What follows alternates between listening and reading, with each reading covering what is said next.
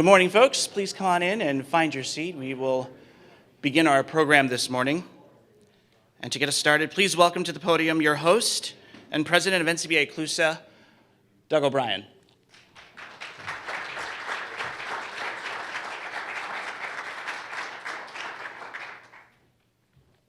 Good morning, everyone, from here in Washington, D.C. At the National Press Club. Welcome everybody here who's in person. Welcome to the fifth day and the final day of the 2021 Cooperative Impact Conference, to the hundreds of folks and registrants on the live stream as well, and to our audience from C-SPAN. This is a really exciting conversation. I really have been looking forward to this. I'll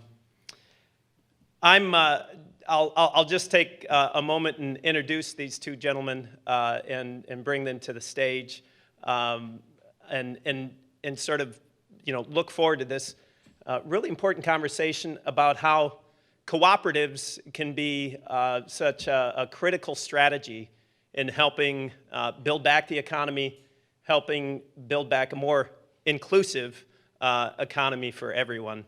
The first person I'll bring to the stage is Cornelius Blanding, who of course is the executive director of the Federation of Southern Cooperatives. Cornelius is also a board member, a longtime board member for NCBA CLUSA. Cornelius has a long career in rural, international, and cooperative economic development. His experience includes business and project development, management, and marketing. He has worked as a small business development and management consultant, manager of multi-million-dollar revolving loan fund, domestic and international project director, and director of field operations, among many other leadership positions from the Federation of Southern Cooperatives, that 54-year-old association of cooperatives of black farmers in the South. Next, I'd like to bring to the stage Secretary Tom Vilsack. Thank you so much for being here, Secretary. He's, to almost everybody in the NCBA CLUSA community, there's very little introduction that's needed, but I'll do a very quick one. Do you want me just to go?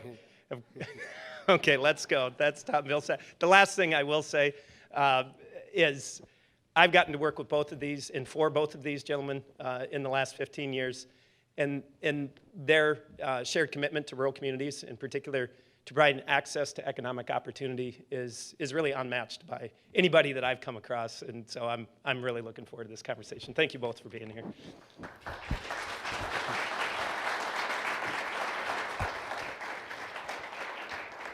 Thank you, Doug. All right, Mr. Secretary, thank you, and thank you for agreeing to sit down with me here today. I want to thank NCBA CLUSA and all its impact partners and all the sponsors who made this event possible, first and foremost. Thank you to this audience and the co-op community in general, for those in the room and those who are watching us from around the nation. And thank you to the National Press Club. This is a very historic place, and just, Mr. Secretary, while we were waiting on you, I saw a picture of Dr. Martin Luther King out there, and he was in this room at a banquet here almost 60 years ago in 1962. And one of the things was to talk about the civil rights movement and how the ultimate goal was for the realization of the American dream. And I think that's extremely important here in this context today. So, Mr. Secretary, let me start this conversation by thanking you once again and by welcoming you to Co-op Impact, but also to the co-op community. That's where we'll start this conversation based on that. You know me as the Executive Director of the Federation of Southern Cooperatives Land Assistance Fund, and the Federation is a 54-year-old organization, as Doug mentioned, but it started out of the civil rights movement, but also out of the cooperative movement. And so it's also been a long-time partner, as you know, with USDA.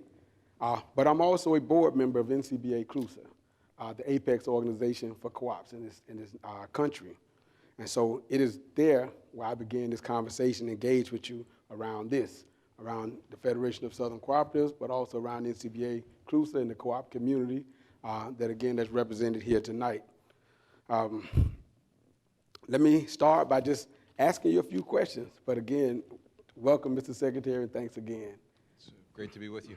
All right. So as a longtime leader of USDA, as well as a former governor, a state senator, a small town mayor of a rural and agricultural state, You know that co-ops have played such a critical role in communities across the United States, whether helping farmers access markets, rural families access critical utilities, or black farmers and communities survive during some of the most challenging and economically and racially charged environments.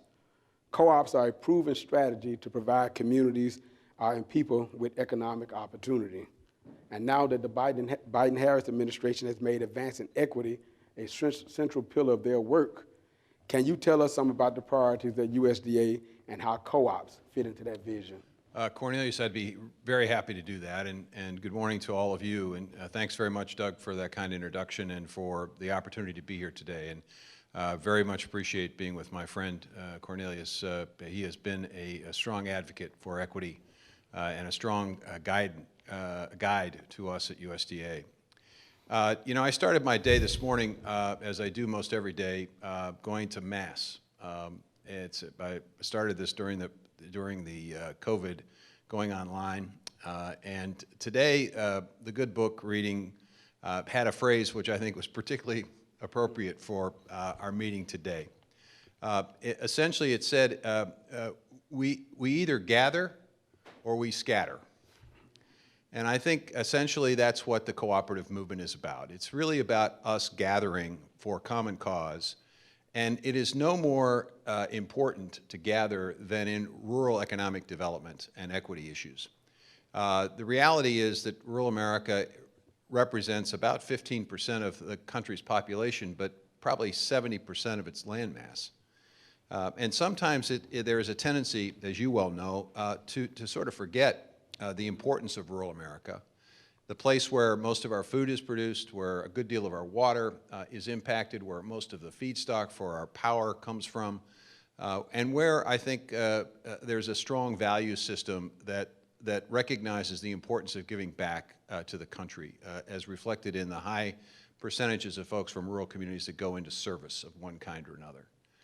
So it's an important place. But it is also a challenged place, whether it's persistent poverty, whether it's an aging population, whether it is a high level of uninsured for healthcare purposes. There are many challenges in rural places, but I think there is a moment now at this point in time where there is an opportunity for rural America to do something great and something necessary for the country. And that is to transition its economy from one that has been, for the most part, an extraction-oriented economy, where we take something off the ground and from the ground and from the land, and we convert it someplace else, add value someplace else, and then essentially create opportunity someplace else, to a place today where we can essentially create a circular economy, where essentially what is taken from the ground is basically value added there in rural America, creating jobs in rural America, and creating an opportunity for us as a country to really manage the climate crisis that we face. So where do cooperatives fit into it? Well, I'll just give you a couple of examples. We just recently announced a climate smart partnership initiative, which is designed to equip and to finance large-scale demonstration and pilot projects where we can learn more about what climate-smart agriculture and forestry practices can create, what results can be developed from the right kind of approach to land and to farming and to forestry. And in doing so, create enough information and data to create climate-smart commodities, which will be a value-added commodity in the marketplace and will also allow farmers of all sizes to be able to participate in these pilots and demonstration projects and be able to qualify potentially for ecosystem market credits, whether it's a carbon credit or water credit or wildlife credit, whatever it might be. It's an opportunity, Cornelius, for us to work with you in your cooperative to encourage farmers of color to come together in a large-scale project, to be able to provide the technical assistance and the financial resource that will enable them to take risks and to take chances on their land without incurring costs, and then reap the economic benefit and learn from that experience how to create these kinds of new climate-smart commodities. So the cooperative, I think, is the vehicle through which many of these pilots and demonstration projects can be essentially organized, because you have the capacity to aggregate You have the power to bring people together, and you're trusted at the local level, which I think is incredibly important. So that's one example. The other, one of the other issues that we're focused on at USDA is this issue of equity. And no secret here, we've got a lot of work to do to make sure that USDA is servicing all those who historically have been underserved or unserved, for those who have been discriminated against in the past. And again, co-ops have the opportunity to help us. The American Rescue Plan that was passed by Congress and signed by President Biden contains resources given to the Department of Agriculture to connect to underserved and historically underserved and distressed farmers and provide them more technical assistance, provide them assistance in terms of access to markets, and also to address issues of land access. And again, the cooperative movement is centered to be able to be the technical assistance provider, to be the connector between USDA programs and those farmers. Again, a trusted agent, if you will, on the ground locally that understands where people are, what people need, and can communicate to us at USDA how to structure a program that provides that technical assistance, how we can work with our procurement at USDA. We recently announced an effort through our temporary emergency food assistance program, TFAP, where historically we've taken this money and we've gone out onto the market and dealt with large-scale distributors, bought lots of stuff, and then distributed that stuff to food banks and to our school lunch program. Well, this time we said, no, let's take $1 billion and half of it needs to be funneled through a regional or local distributor, which means better connection with those local producers. And 300 to 400 million of it needs to be provided to those who are historically underserved producers. So it's an opportunity to create a new market, a new connection between USDA through nutrition. So again, cooperatives have the opportunity. So whether it's equity, whether it's nutrition, whether it's climate, and we're not even talking about economic development, which you normally was where you'd start. There are just enormous opportunities for connection, and I think we have the resources to be able to really make a difference and to begin to turn the economy in a different direction. Mr. Secretary, you've said a lot here, and I appreciate it. But you started out talking about going to mass, and you talked about the common good. And it's a phrase not used enough in our country anymore, and that's essentially what the cooperative movement, the cooperative community is about. But there's also this thing called the tragedy of the commons. And so you start talking about when individuals really start looking out to incentivize themselves for the detriment of the whole, of the common good. And we see that happening now, even in things like this American Recovery Plan, the American Rescue Plan that you mentioned, where there's some who are saying this reverse discrimination when you talk about these kind of programs that benefit all. How do you, and the only way the way you resolve this tragedy of the commons, they talk about two things primarily. One is that the cooperative community is great at in terms of providing some cooperative agreements, providing agreements and having folks work together through these agreements, but also where the government plays a role and intervenes in it and has regulations. And that seems to be the heart of the issue now. How do you see that moving forward? How do you see the cooperative community helping stand behind you? Or what is it that you think people should know around the common good, how important it is, and what you intend to do to make sure we get there? Well, I mean, the reality is we all ought to, the common cause here is we all ought to be interested in keeping people on the land. And to have diversity in agriculture, and by diversity I mean diversity in all of its definitions. We need large operations, we need small operations, we need mid-sized operations, we need organic producers, we need commercially, regular conventional production enterprises. We need farmers of color, we need white farmers. We need everybody to essentially figure out that it's in our collective best interest if we have a diverse American agriculture. I've heard this phrase a number of times recently from folks. They now recognize that when we have a food secure nation, which we do, because we have producers producing all of this food that we consume, that we have a more secure nation from a national security perspective. And people need to recognize keeping people on the land and making it so that people, particularly those who are distressed, those who are challenged financially, that we need to figure out ways in which we can help them get the technical assistance and access to the programs that will help them, get market access. the pandemic, I think, folks, has basically given us a window into our food system. And the window that we saw, we basically have created this incredibly efficient system, amazingly efficient, but it's been consolidated, right? And it's rewarded production, and it's encouraged size, and it's encouraged technology. And I think what we learned during the pandemic was, wait a minute, we also have to have a resilient system. And resiliency comes not just from large and highly efficient, but it comes from capacity, it comes from diversity, it comes from local and regional strength. Well, you can't have local and regional strength if you have individual weakness, right? Mm-hmm. So you have to understand that with the cooperative movement, USDA can work collaboratively together to strengthen that local and regional system and create multiple vehicles, multiple avenues for producers to be able to access markets. That they can't just, or shouldn't have to rely on a single market. We've seen in the processing world, our livestock producers are really, really challenged. I mean, it's heartbreaking when you hear a cattle producer say to me, as he did in Council Bluffs, Iowa, not long ago, that he sold his cattle at $150 a head loss, and he knows that when he went into the grocery store, he's paying more for his steak, but he can't quite understand why the consumer's paying more and he lost money until he realized that the processors were making about $1,800 a head.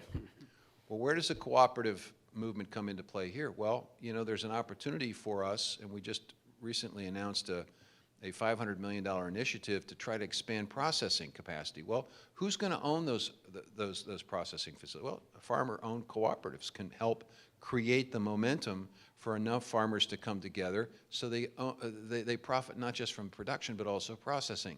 And maybe then they also figure out, well, how can we add just a little bit of difference to whatever it is we're producing so that we market it to a niche market of high value added opportunities.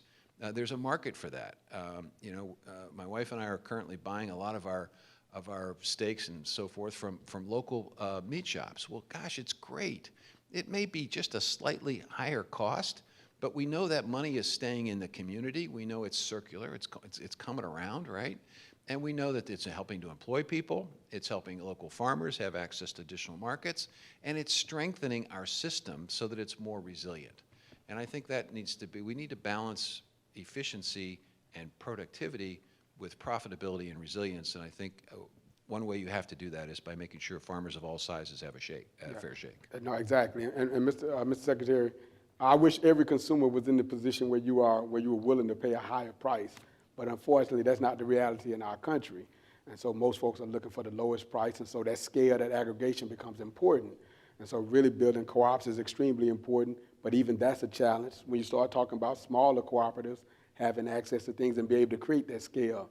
So are there opportunities within the agency, with the department, in terms of these programs where not only small cooperatives can come together, these independently owned and controlled businesses, but how do cooperatives start working together across states, across regions, and nationally to do just what you've said? Where are the opportunities there? Well, let's start with the two programs I just mentioned. The opportunity for a processing facility to be owned and operated by a cooperative that would essentially allow potentially multiple state producers a place in addition to the big 3 or 4 that they currently have access to be able to market their cattle. So now all of a sudden there's a little competition for that supply. We know we have a capacity issue in this country.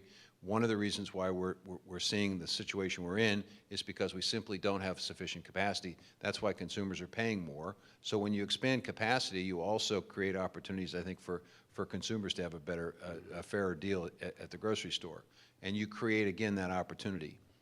We also understand that the supply chain, that there are a lot of folks in the middle between the producer and the processor and the grocery store. There are a lot of other folks who are impacted and affected by this. Well, co-ops have the chance, for example, to be in the warehousing business. They have a chance to be in the cold storage business. They have a chance to be bringing farmers together to create that value-added branded product where people go in the grocery store and they know they're buying from Cornelius, so they know that he's a local farmer and it's on the package, that kind of thing. So there's multiple ways.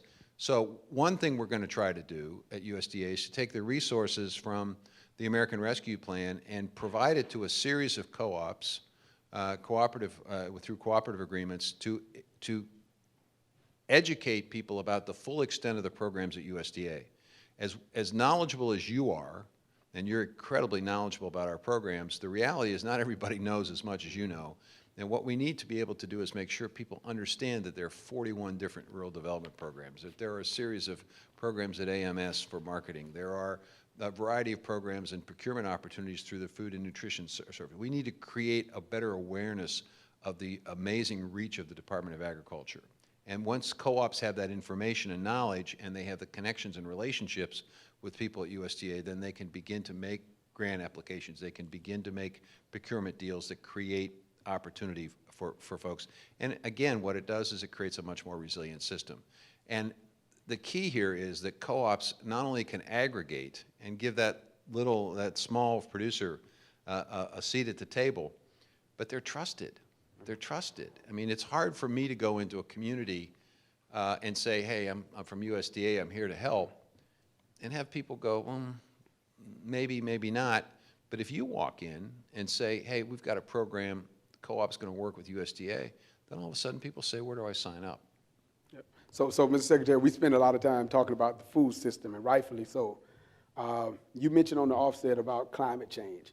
And so you're right, USDA is one of the few, if not the only agency that really touches everybody's life in this country, whether we realize it or not. And I vividly remember, I think it was in 2014, when our nation was challenged based on a city in the Midwest, Ohio. There was a pesticide ran off a farm in a metro area into Lake Erie, and at the right time caused a toxic algae bloom.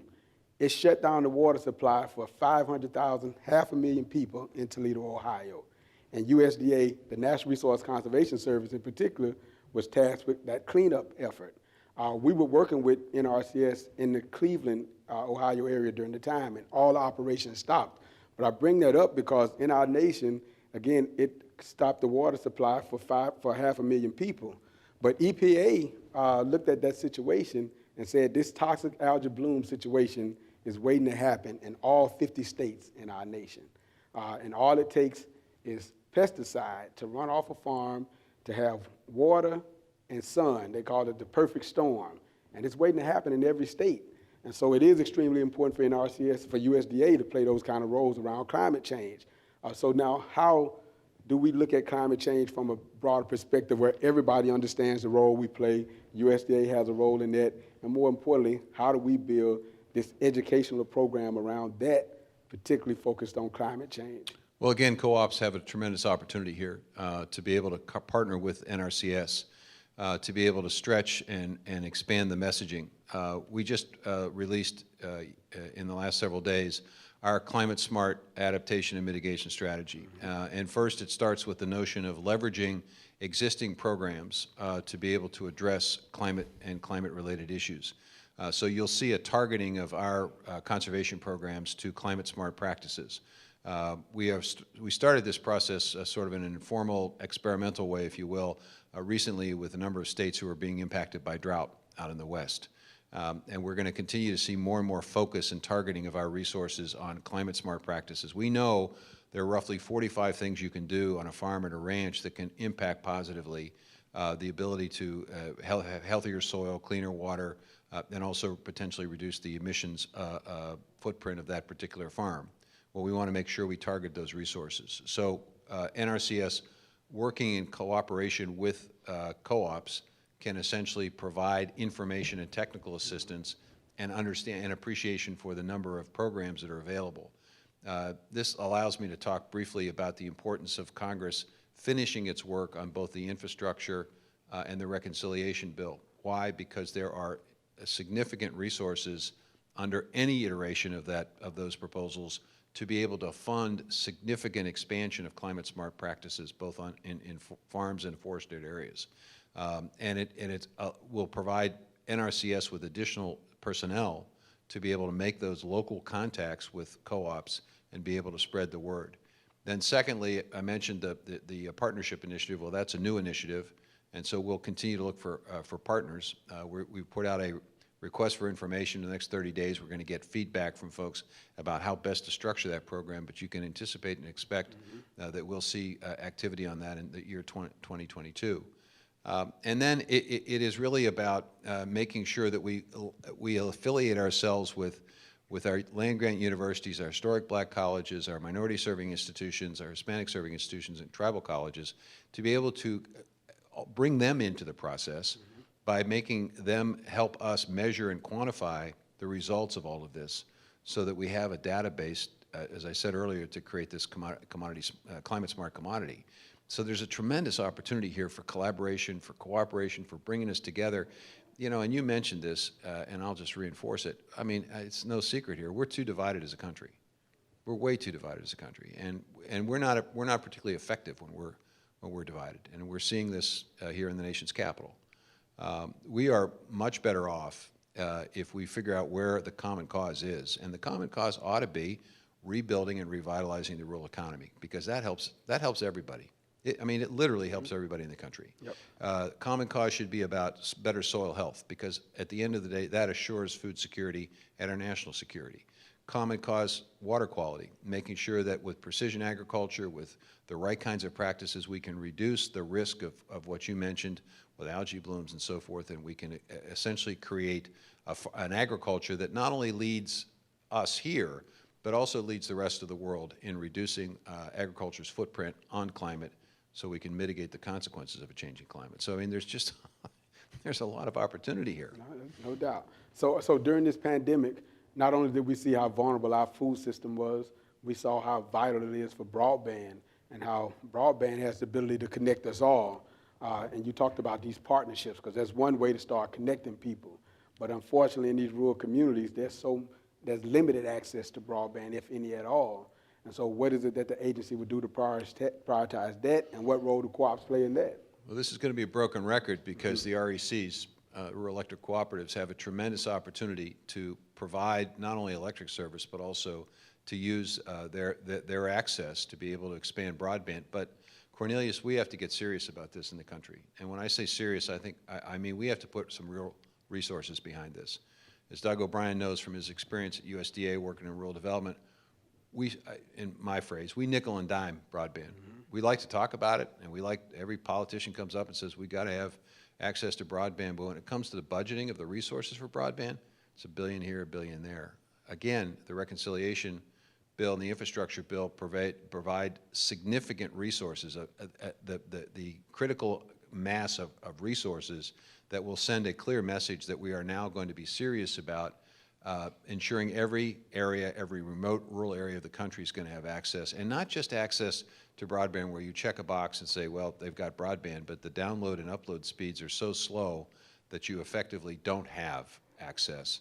You've got to have adequate access. And so what we're doing with USDA and our Reconnect program is we're essentially saying, look, if you want our resources, you have to commit to download and upload speeds that actually will provide effective broadband access. And so our next round of Reconnect, I think you'll see a commitment to that approach, and I think you'll see that once the infrastructure bill passes and whatever resources are available. It's going to be a significant amount, but if we don't get serious about the amount, then we'll be talking about this for another 20 years like I've been talking about it for the last 20 years. And it is critically important. It's critically important, and we found out during the pandemic, it's not just the small business guy who needs it, or the farmer when she's trying to figure out what the market is. It's also that teacher who may be faced again with distance learning requirements because of a pandemic, or it may be a physician, it may be the opioid challenge, trying to provide mental health services and substance abuse services long distance. That's tough to do, but if you've got broadband, you have access to experts. I mean, it's across the board. It affects the quality of life and the economic opportunity in rural places. Yeah. So Mr. Secretary, this situation is not new, as you know, and as you've mentioned, but there are tremendous challenges in these rural communities. And so our nation is at its best when folks are able to come together and cooperate. You mentioned the rural utility service, the rural electrics, we think will play a huge role with this and have. But there are some unique situations out there as well, and I hope that the agency will be flexible around these things. For example, Our training center, the Federation's training center, is in an area called Epps, Alabama, very small rural community.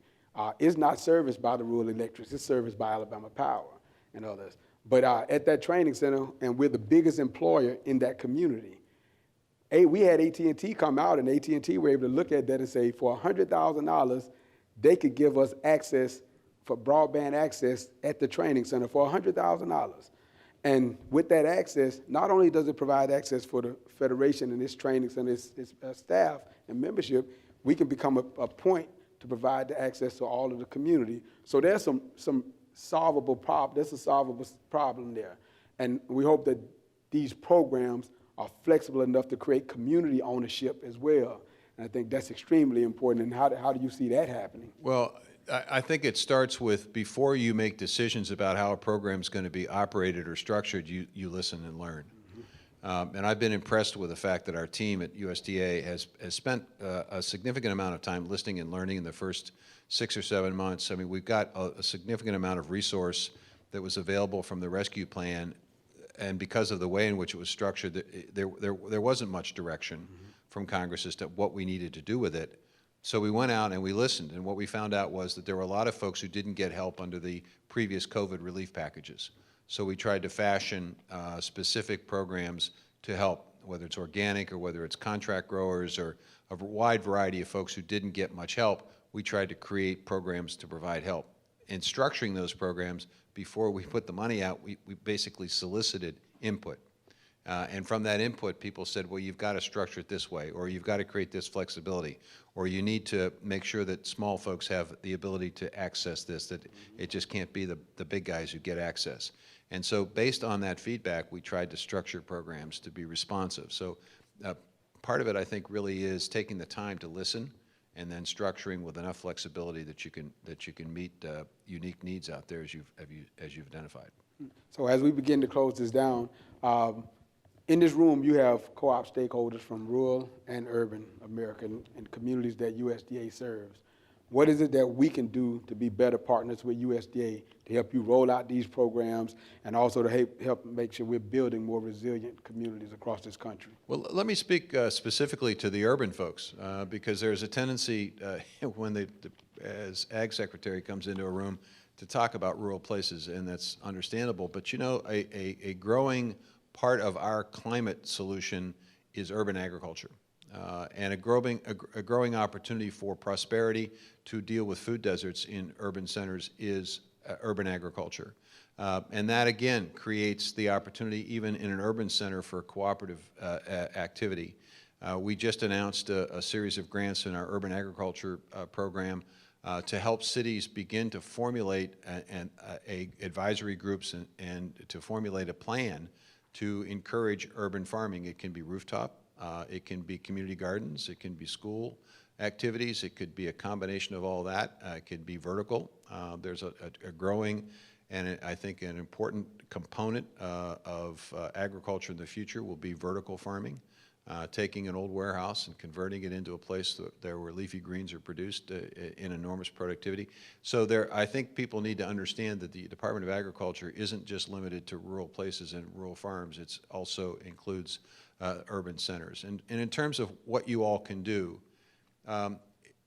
this is, I would say this is an incredibly pivotal point, because we have, for the first time in quite some time, resources and the possibility of resources from the infrastructure bill and the reconciliation bill to really fundamentally make a difference.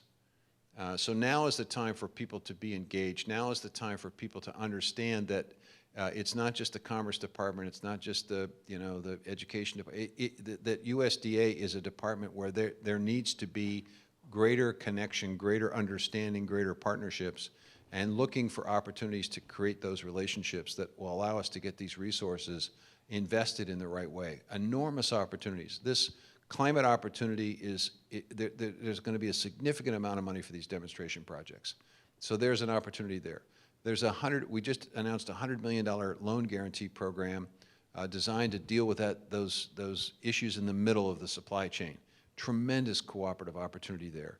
There's the broadband issue we mentioned, tremendous opportunity. There's the creation of local and regional food systems from farmer to farmer's market, farmer to schools, farmers to hospitals, farmers to institutional purchasers, farmers to restaurants. Tremendous opportunity there for the cooperative folks to basically create the food hub and the processing.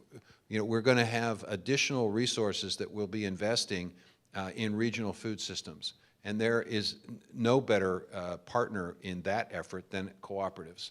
So being aware and being connected and responding to the requests that we have for information, we want you to partner with us. We need you. I mean, the country needs you.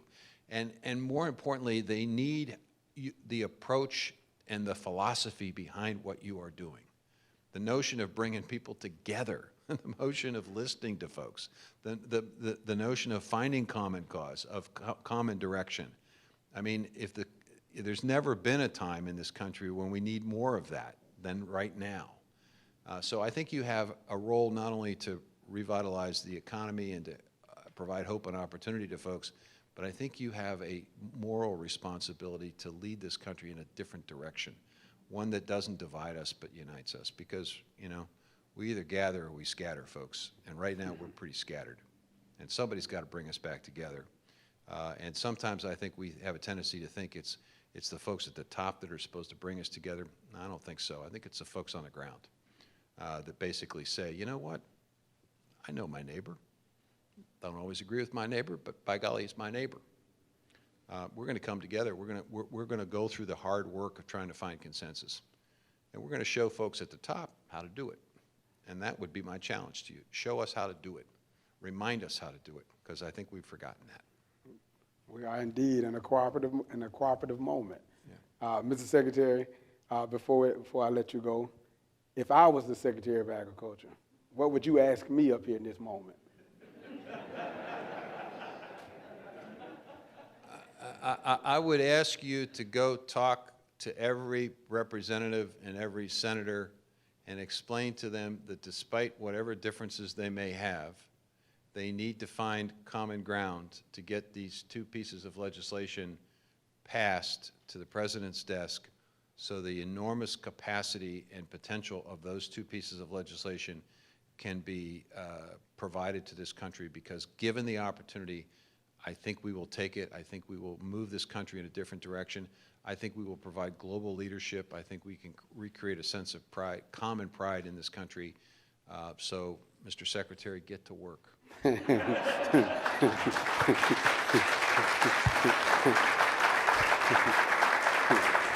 you, Mr. Secretary. We're going to do a photo, sir.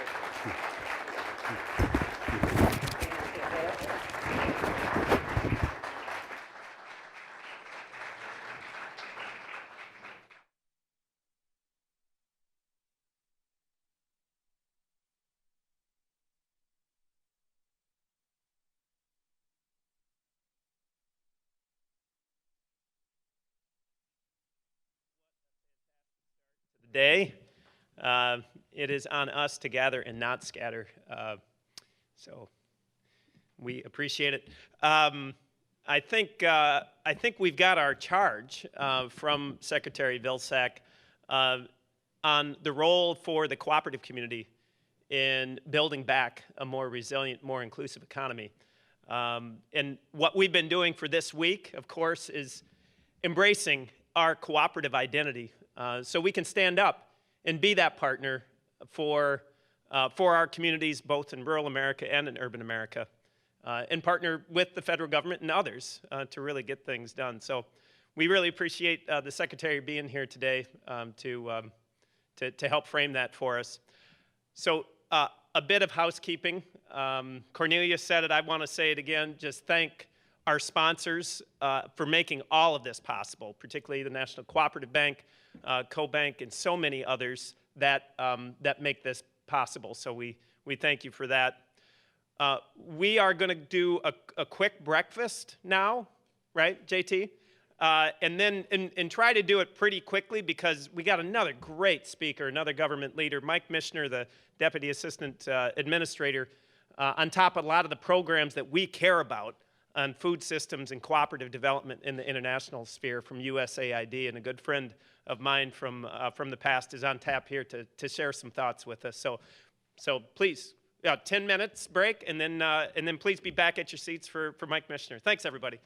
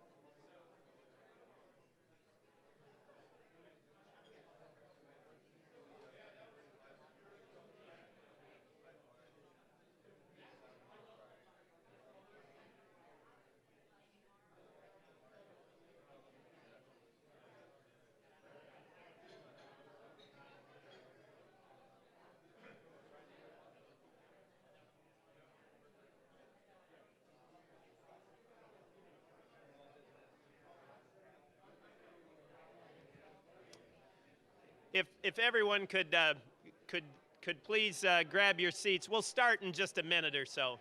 Thank you.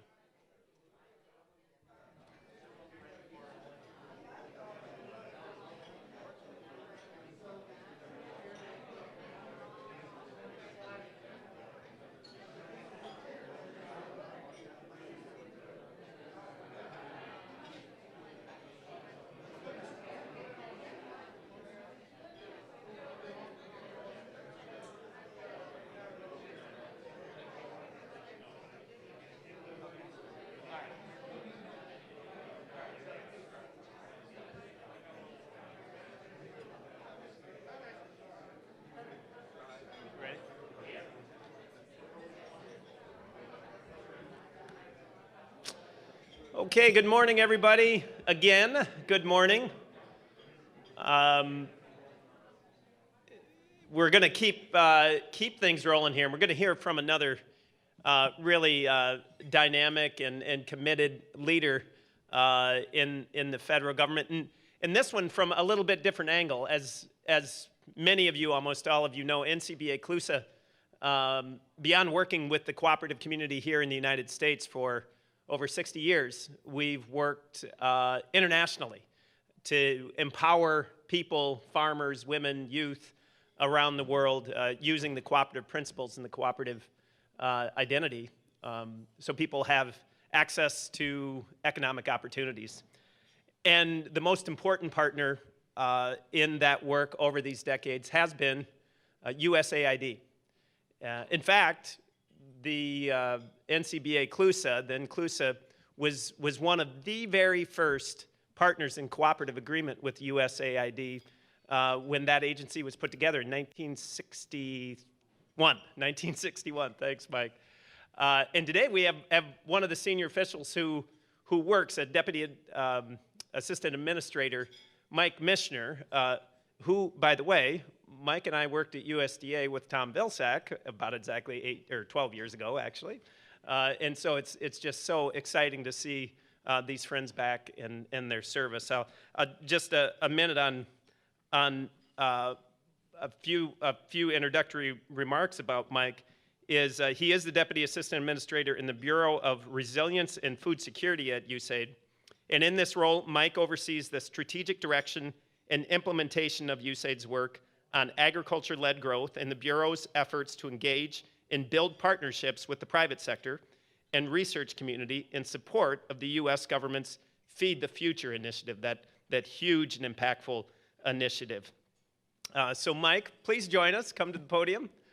We're just so honored to have you with us today and appreciate you taking the time. Please welcome Mike Michener to the stage.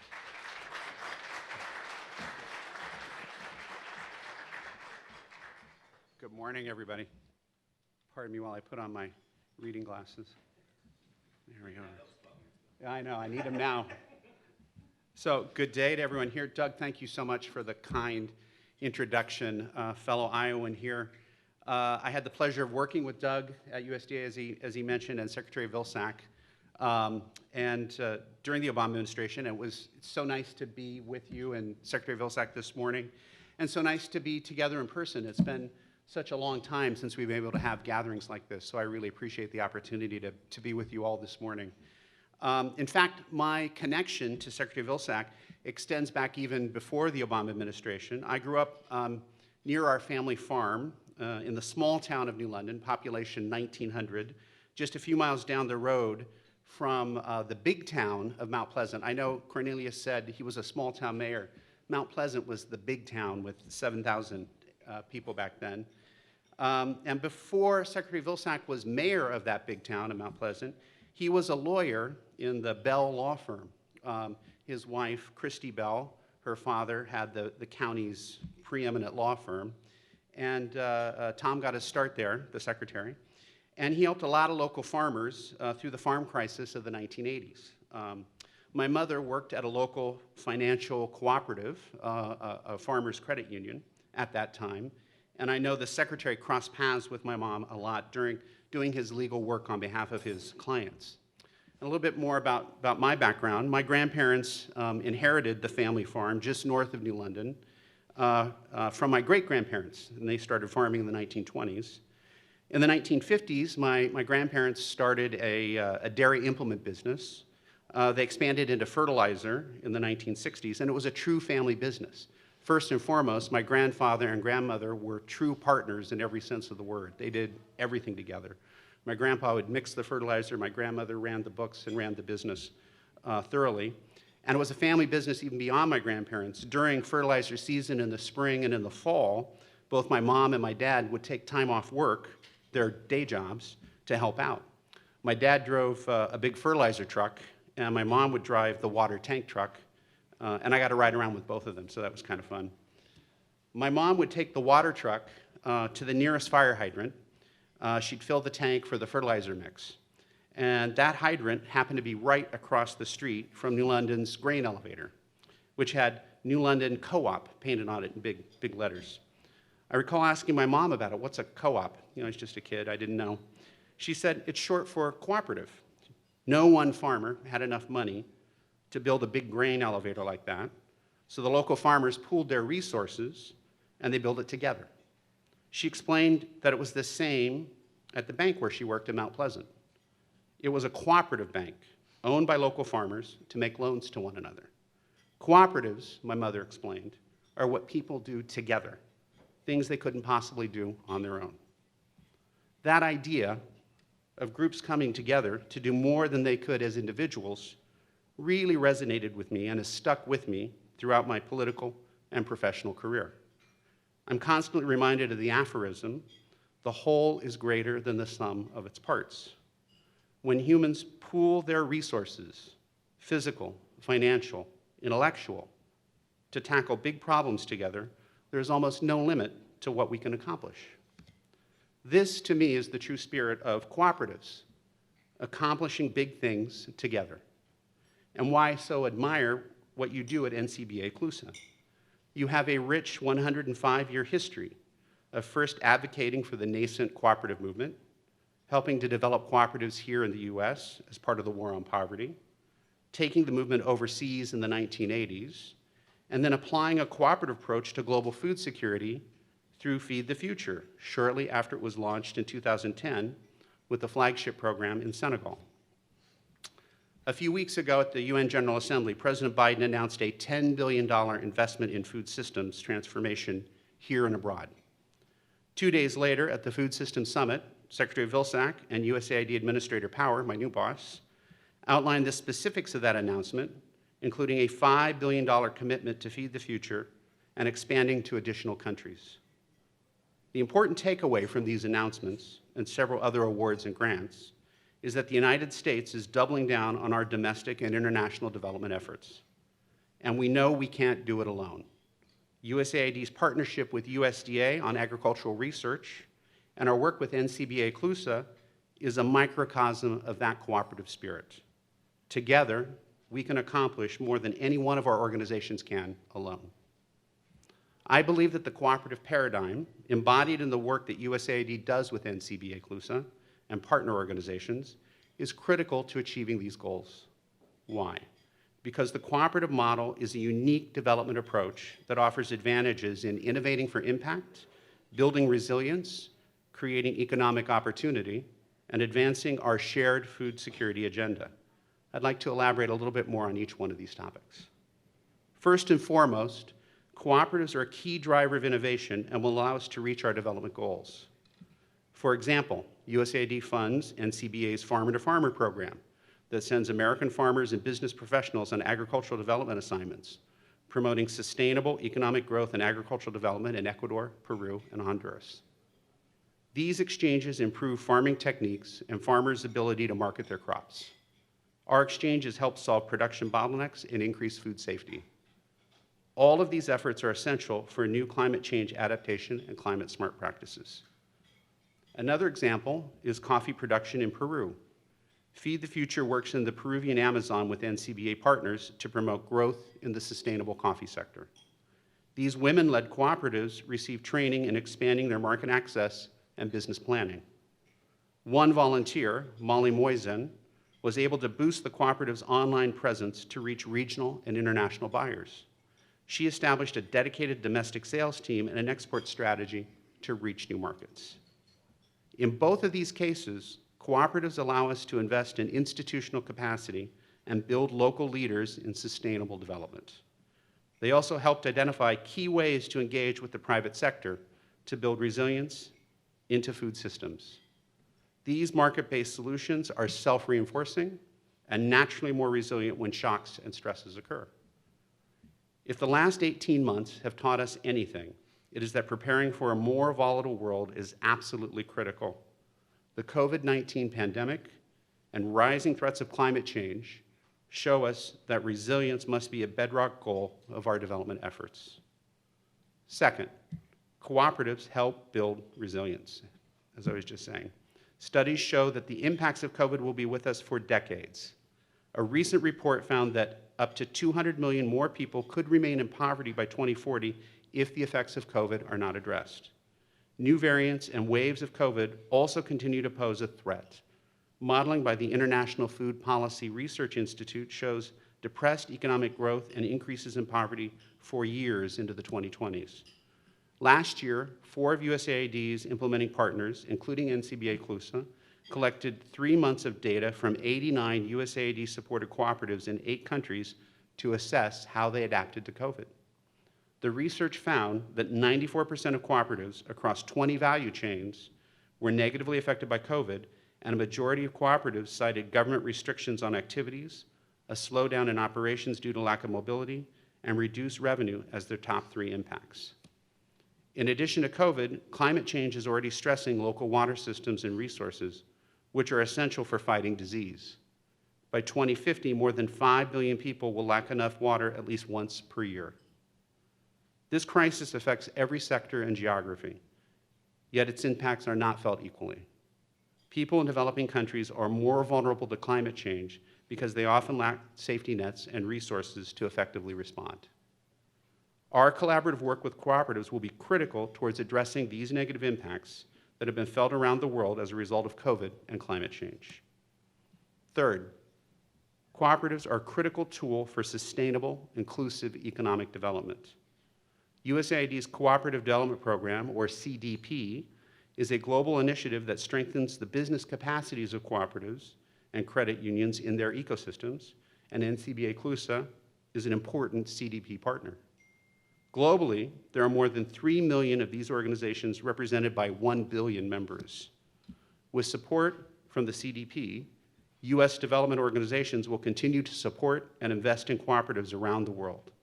The CDP's goal is to be a demand-driven initiative that supports agriculture, finance, health, and food security.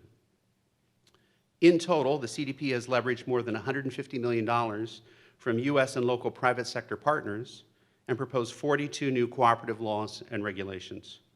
They also strengthen businesses abroad by supporting good governance, capitalization, financial management, and regulatory reform.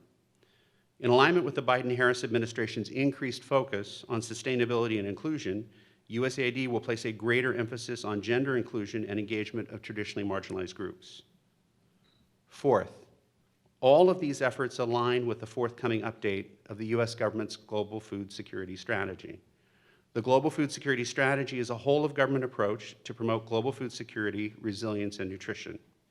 Specifically, this strategy will reflect lessons learned, the latest evidence, and input from hundreds of stakeholders and partners.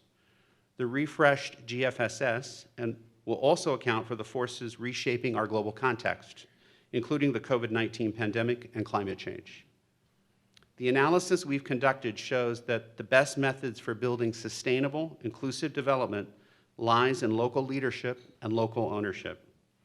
Given the new challenges we face from COVID and a warming climate, we need local leadership more than ever.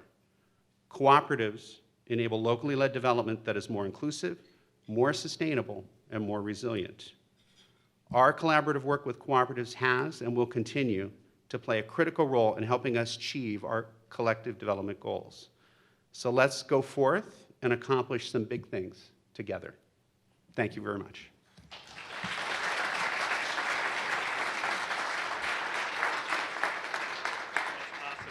Thank you, Mike. That's really great. Thank you, We're going to Greg. do a quick photo, if that's okay. All right. Should we take the mask off? Yeah, he'll come right up here. Thank you, Mike. We're just going to do a quick photo, and then we're going to turn the stage. Mike Michener, that's a fantastic message for the cooperative community. Thanks so much. Val and Alex, you want to come up?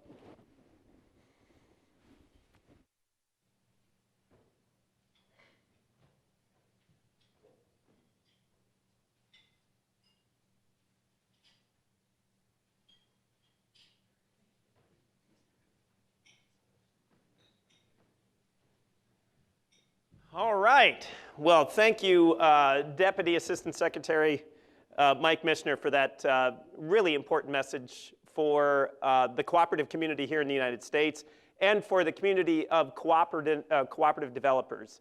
It gives me an opportunity also to thank OCDC, the Organization for Cooperative Development Organizations, who is one of our co-sponsors and partners, strategic partners here for the Impact Conference, and one of the and really developed the international track for Impact again this year in 2021. So we're going to turn the stage real quickly for the next panel. It's going to be a really, I think, compelling conversation about cooperatives' role and how we can embrace our cooperative identity to impact the future economy. So please stick with us. We're going to turn as quick as we can. Thanks, everybody.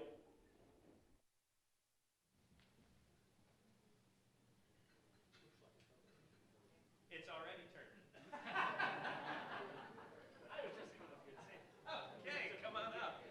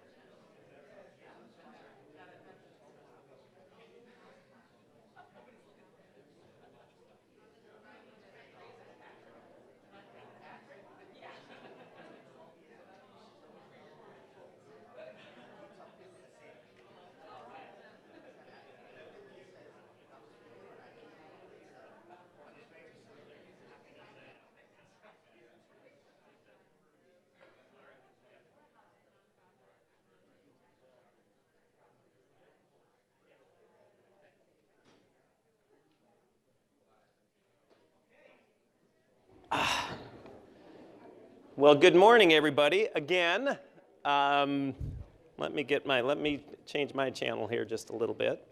I've been looking forward to this conversation all week. So this next group of really some of the best cooperative thinkers and practitioners across sectors, we're going to talk about the future. You know, this last 2 years we've been in this, we talked about a little bit yesterday, this kind of crucible of learning. Certainly the pandemic has forced cooperatives to really think about their business model, how they serve their members, how they serve their communities. There's been heroic efforts across the sectors on changing quickly to make sure to adapt and continue to serve. We in the cooperative community, we've been talking about this for the last year and a half, and it's a really important conversation. And I think we're gonna be rooted in some of those learnings in this conversation today. What I'm really interested in a capstone panel for impact here is the future, though. So it's not even looking at where we are today, but where are we going? And what does it mean, you know, the fact that we are and have a cooperative identity? How do we embrace our cooperative identity, you know, to really make that kind of change that we've been talking about today and all week? And so that's the panel, and these are folks I know really well, and when we came up with this idea, I thought, well, this is who we need to have on stage at this moment. So we have, you know, great biographic materials in the app and on the website, so please do take a look at those. I'll just mention that, sitting next to me here is C.E. Pugh, of course, who's the CEO of the National Co-op Grocers, which is a business service cooperative for retail food co-ops located throughout the U.S. Christina Jennings is the CEO of Shared Capital Cooperative. She's now a familiar person up here on the podium. She stepped in and did a fantastic job yesterday for us. And of course, Shared Capital is a national CDFI loan fund that connects co-ops and capital to build economic democracy. Jerry Mcgeorge is Senior Vice President for Member Relations. I think I have that right. You'll say when you start talking at Organic Valley. Jerry is a longtime board member at NCBA CLUSA, including serving as a stint as the chair, and has been at Organic Valley, that storied farmer cooperative, as it has grown to $1 billion plus cooperative on behalf of its member dairy farmers. And then Peter Merrell, who has perhaps the coolest title in all of the co-op community that I've heard. He is the Chief Strategy, Technology, and Innovation Officer. Just a long title, right? It's a long title. Those are great words, though, and he's going to make them really mean something. So it's great to be with you all. All right, so let's jump in. I'm going to ask the first question, and we'll just go ahead. CE, we'll probably just start with you, and we'll go across. And that question is, it's really based on what I just talked about before. It's like, what does it mean to be a cooperative today? And by embracing our cooperative identity, in this context of the pandemic, of a focus on racial equity and the changing nature of work, how do you think your cooperative, or your cooperative and your sector, because you really are kind of on top of both, will respond to the dynamics around racial equity, around climate change, work, and commerce, that really so co-ops can make a bigger difference in the future? Well, thank you for having me, Doug. Pleasure to be here. Pleasure to be with you all. The food co-ops are in a unique place in terms of racial equity, and we're maybe a little more, have more to say, or maybe more answers on climate change relative to air connection to farmers and to regenerative agriculture, and definitely our support of organics. I mean, these are the natural food cooperatives. And we'd like to think we pioneered organics, and to some extent we did.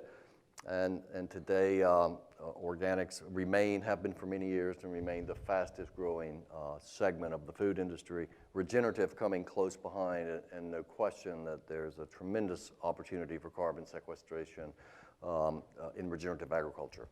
And our local food co-ops are connected with their farmers to support organic and particularly organic regenerative. Racial equity is a tougher area for us. These businesses, these are the natural food co-ops. They were built. The businesses were built on exclusivity, an exclusive product line, local, natural, organic. And today we are seeking to learn, how do we become more inclusive? How do we serve more diverse segments of the communities that own us and that we operate in? And I would tell you there are many experiments being run today. There are some of our members are making good progress, but it begins with intention. It begins with a lot of learning.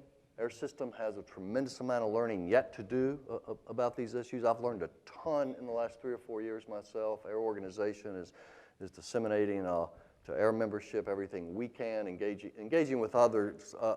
We don't have much to say about it yet. We know we have as much to learn as anyone, and we're seeking resources to educate ourselves so that we can begin to have an impact. I was speaking to a gentleman last night who's a law professor at Georgetown, is working on a project of this nature and looking to engage with them. And I said, I'm not sure we have any answers. At best, I can say maybe we have better questions today than we did. Mm-hmm. Yeah, I think that's really important to have some humility about where we are and where we need to get to. I think we are coalescing around a common vision that we want to be in a different place in the future. Christina, what in terms of the financing community and the co-op financing community, what does that mean? Yeah, and I think we sit in an interesting place as Shared Capital is a cooperative loan fund owned by co-ops, and we have about 300 co-op members across multiple sectors. So we have small housing, we have food co-ops, we have worker co-ops, we have small producer co-ops, but tending on the small side of the cooperative continuum. And so I think really what drives us is what our members are talking about. But I think we have an interesting spin on that in that our members invest in us, the co-ops are investing in us to go out and support other co-ops. So we're also about building our membership base, not just to grow, not just because we want to grow, but for the end of supporting new co-ops and new developing co-ops who hadn't been part of our network. So on the one hand, we're responding to what our members say, which is we need to be looking at climate change. We need to be looking at workers' rights and democratic workplaces. We need to be looking at fair, dignified housing access and food access. And we need to be finding the new co-ops on the sort of frontier of this and bringing them into the fold so that we can give them access to capital. So I think it puts us in an interesting space to see, yes, what our members want, and what those who are not yet members are wanting. What do they need? Where are they going? And I think that puts us in a sort of a fun space, I would say. Yeah. I think that's such we've been having a conversation across the cooperative community, particularly in NCBA CLUSA, including in the boardroom, about the cooperative identity, particularly the principles. And in October of 2019, the NCBA CLUSA board adopted a resolution to focus on increased understanding and expression of diversity, equity, and inclusion in the cooperative identity. And one of those is, what does inclusion mean in the realm of the principles? The first principle, which is probably the best known, it's voluntary and democratic, and it expressly says that there's no discrimination. But does it say that we include? Your point, Christina, is that of course our membership we always put them first, but what about that circle next, and how do we do that? So I think that's such an important point. Jerry, Organic Valley has such an interesting story, in the last 25 years, and the next 10 years are going to be pretty astounding. Tell us what's going to happen, Jerry. Well, it's interesting to be a part of this panel because I think part of what Doug talked about, the future is something that we're really engaged in and looking at a little bit ourselves right now. We've always considered, as many co-ops do, that very mission driven, and that's been true for us for the 30 plus years of our existence. But that mission that was created in 1988, how does it potentially need to shift a little bit today? And so I'll give you a couple examples, right? If we look at some of what we were articulating back in '88, words like sustainability and diversity were part of it. Well, they meant a little bit different things to us in '88 than perhaps they do today, right? So part of it for us, as I said, is sort of looking back and being grounded in that, but then coming forward and saying, okay, again, sustainability, diversity, these types of things are things that we need to look at and in a sense, if you will, refresh. Now, the base piece of our mission is not going to change, right? And that has been to support small family scale farming. We have 1,800 plus members. That's not changing, right? And we will continue to do that. But as we go forward, what does that mean? Is that going to look different in the future? Where are those farms going to come from? And things like that. And part of it is to continue to look for opportunities to bring new, perhaps younger farmers into our co-op. But it's also this bedrock piece that we have talked about. Part of our promise to our farmers is through organic. There's a value add there, and this has been an important thing for them. We've always talked about, it's not just about, though, the fact that value add allows them to make a living or make a better living, but it's also for them about preserving a way of life. And so for many of them, multi-generational farms, right? Maybe they're the third, the fourth, in some cases, fifth generation. They want their kids to be able to do the same thing. And so I think part of it for us as we look into the future is what is it that we do that can enable that kind of continuity for many of our farmers and what they really want to see in terms of, as I said, maintaining a way of life that they grew up in and that they want to be able to pass on to the next generation in a way that is, economically, socially meaningful to them. Yeah, no, that's great, Jay. Your observation of being rooted in your core mission, but being willing to adapt and change. And Peter knows a lot about that. The RECs at Rappahannock and the larger, you've been part of the REC community in a lot of different ways. One of the sectors that, at least through my observation, it is one of those that's most rooted in the cooperative identity. And it's a sector also that finds itself in one of the most fast changing. So what does that cooperative identity mean for the future, Peter? Well, thank you for having me here this morning. Good morning, everyone. It's an interesting discussion when we look at what the role RECs play.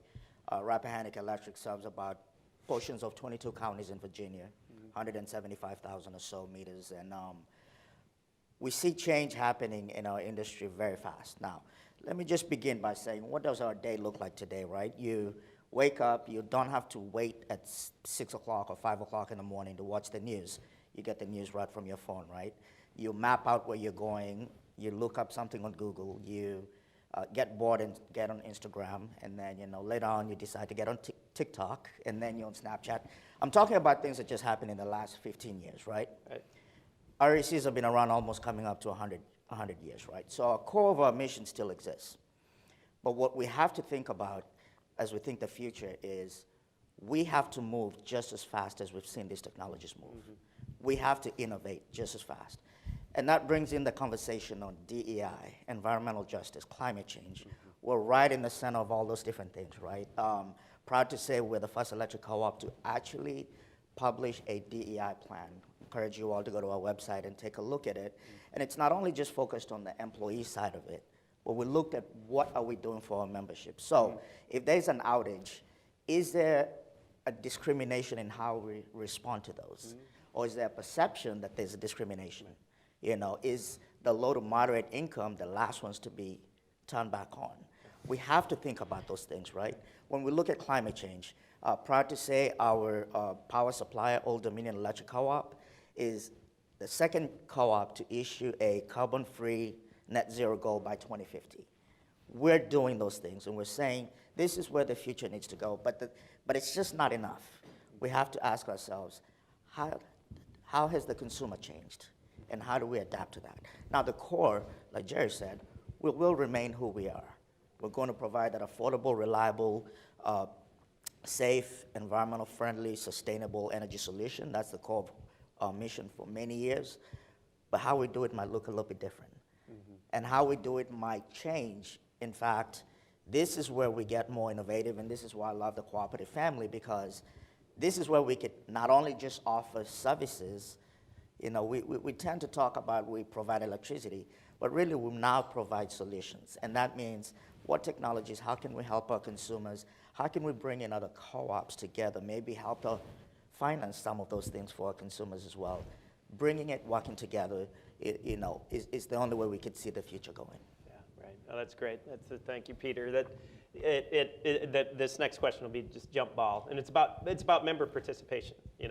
We know in the cooperative community that it's always a priority to have the members really have a voice as these democratic businesses are designed. We also know that it's a challenge. And particularly the larger cooperative gets, the fact of the matter is it does get harder to engage members and to really make sure they have meaningful participation. There's some great examples, many of them are right here on stage with us, but again, looking 10 years in the future, say, and the cooperatives aren't going to look the exact same. Core mission's still going to be there. Technology's different. Learned a lot the last year and a half, 2 years. And a lot more interest and inclusion, as we've been talking about. What does that mean for membership engagement for cooperatives and participation? So anybody give that one a go? I'll start off. All right. What's interesting is what we've done as electric co-ops for many years. You're known for your annual meeting, and that's how you engaged your members, right? And you can ask any electric co-op. We have seen the numbers just keep declining because I'm sorry, that breakfast is not the reason why I'm going to go in anymore. That hot dog or whatever, that's not going to drive the 25-year-olds to just go to an annual meeting. So we have to think engaging differently. And one of the things in a previous co-op in Texas we did is we started doing this event on solar on Saturday mornings, twice a year. And we invited members to come in, learn about solar, talk to vendors who were on site and everything. Believe it or not, we had triple the numbers than those who would attend our annual meeting. What are we doing at Rappahannock? We're looking at something similar, but one of the things we just participated in was an EV event. And you know what? Every single one member who came by, they said, I love my co-op. Now, can you help me figure out the EV, right? But you ask them, are you coming to the annual meeting? No. So we have to think of ways to engage consumers where they are, to bring our members to go where they are rather than we built it so you come to us. And that's how we look at participation is, what is the next big thing, what is the next new thing that we could do to get our members, do we just engage them on a virtual event? And that's some of what we're starting to do, holding just meetings virtually. I mean, the pandemic has helped us figure out, yes, we can do it. Yeah. And in fact, members will participate. So we constantly, we're going to do virtual town halls and talking to our members on a regular basis, go where they are rather than the traditional, this is what it is, it's in our bylaws, we just wait for you to come. No, we will go to where they are. We'll look at the member demographics. Now, that's a big piece of it is you cannot do it unless you understand who your members are. And so member segmentation, knowing who your audience is the most critical thing, and providing it. The whole idea of let's just build one thing for everyone is not really going to work anymore. We have to figure out the 70-year-old and the 20-year-old have something in common, but also have a lot of differences. So we have to provide both in common, but also that can address each of them. That's a great point, Peter. Other observations? I'll jump in. I mean, I think we 10 years ago went from being a regional fund in the Upper Midwest to calling ourselves national. We have members in about 36 states. And I think that creates some really great opportunities. As a loan fund, there are some advantages to raising capital at that level. We can have our back office serve a lot more loans than if we're 10 different funds. The downside is really democratic participation. I mean, you really do lose something when you get away from where people can really feel the democracy, right? And that practice gets harder. Our board is elected by our members. Our loan committee are members of our board, and they make the loan decisions. It's really important that we have really comprehensive member engagement in order to be doing the right kind of investing and lending to cooperatives and really understand what their needs are and be developing the solutions to it. But how do we do that when we're trying to, we have an 11-member board representing all of our 300 members across the country. It's a challenge, and I think, like Peter said, we went to, COVID kicked us to going to an online virtual annual meeting, which is great and really does enhance participation. But now we have to really continue over the next 5-10 years to really deepen those democratic practices. And I think that really comes down to ideally really being able to create some local nexuses of engagement so that feed into our system so that it isn't just about, join the annual meeting once a year and we'll assume we know what you need and hear your voices. We need to find some deeper ways to connect. And I think that's the challenge for our board and our team. Yeah, great. I think from our perspective, viewing this as an investment in the co-op is important. And so, one of the principles talks about democracy, and I think often when we think about co-ops and democracy, we're thinking about things like, one member, one vote, and those types of things. Certainly a really important part of it. But for me, and I think for our co-op, it goes deeper than that in that we want to be very thoughtful about how we go about eliciting member participation. And I think that what that represents in a democratic manner, that these members actually are given opportunities to influence the decisions that are being made by their co-op is really, really important. And so, for instance, I was in North Carolina and Virginia a couple weeks ago, We have dairy farmers across the country. We have 40, let's just say 40, what we call regional pools. We go out to those twice a year and have meetings with our farmers, whether it's, Washington State, as I said, I was in Virginia, North Carolina. And, yes, that's an investment, but it also is an investment in the democracy and the member participation that is really, really key for us. And so, I don't see that changing in the future. Right, yeah. One thing, and I'm looking forward to hearing from CE, but it's like education, like the fifth, it's not incidental. It's core to being a co-op. I've found, and this is both in public service now and association, that you can even make that choice to invest and to do the work, but does the membership feel it? Right. Even if it does change, because many times it does change the behavior, the choices for the co-op, but if they don't feel it, then you got to close that loop all the way. Well, you have to take it seriously. Yeah. Right? So if we're asking them for input, they better either see that we're taking that input seriously, or we're coming back to them and saying that we appreciated the input, and at this point we're, for whatever reason, we're not going to use that. Right. Yeah. Right. And I think just one last point, what Peter brought up also, it's not one size fits all. Right. In the food co-ops, it's a little easier, I think. Our members are in the store once a week, twice a week, 3 times a week. It's easier to have. What we think of it as a more intimate relationship, and it's very it's very tangible. If I look to the future and how we're going to engage members, I think we have a tremendous opportunity as facilitators to create opportunities for our members to contribute to their community, whether it's facilitating volunteering at the food bank or contributions to a particular cause, but in particular, giving those folks the opportunity to make a difference in their community through their cooperative, through their locally owned food cooperative. Many of our members have fantastic programs to that effect, and it's an area of opportunity we think we want to grow and support going forward. As more folks, they want to make a contribution locally. How do they do it? We have an opportunity to make that, facilitate that and make it easy for them. It's a great point. So this was, folks talked about the board a little bit. Now we're going to get a little bit co-op nerdy. These are all, I know, co-op governance nerds here.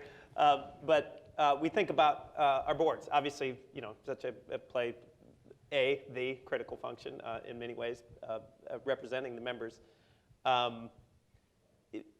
With all of these changing dynamics that we talked about, racial equity, technology, changing nature of work, consolidation in some sectors.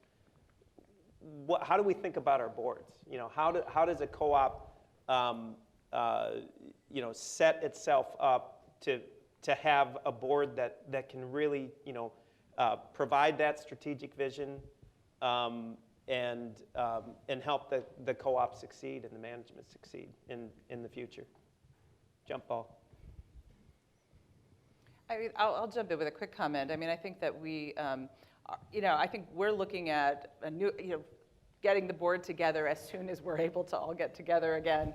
And I feel like it's going to take a couple of usually we would meet once a year in person. Right. And instead, I think it's going to take a couple of times for the board to really connect. A lot of folks don't know each other. So that ability of the board to work effectively together really is, in my opinion, based on relationships, as all of this is.